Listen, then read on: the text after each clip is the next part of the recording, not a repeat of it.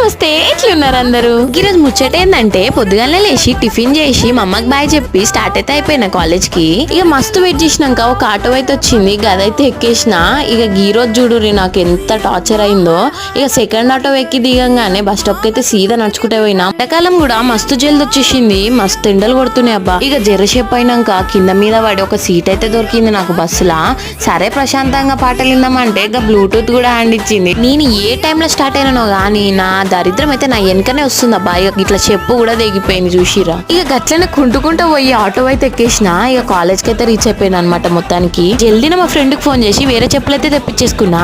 ఇక మనకైతే ల్యాబ్ కి మస్తు లేట్ అయిపోయింది, ఎవ్వరు లేరు చూసిరా, నేనే లాస్ట్. మనం ఉండేదేమో ఊరి అవతల, కాలేజ్ ఏమో ఊరి అవతల ఉంటే గిట్లనే ఉంటది. ఈ ఎండాకాలం అయితే కాలేజ్ కి రాబుద్ది కాదు, కానీ ల్యాబ్ ఉన్న రోజైతే మంచిగా రాబుద్ది అవుతుంది. ఏసీ వేస్తారు కాబట్టి ఆరామ్సే కూర్చోవచ్చు. మాకైతే సిఆర్టీ క్లాస్ ఉండే, అది చూసుకొని ఇంటికి రిటర్న్ అయిపోయినా. ఈ వీడియోకి అయితే ఇంతే, నచ్చితే సబ్స్క్రైబ్ చేసుకొని మళ్ళీ కలుద్దాం.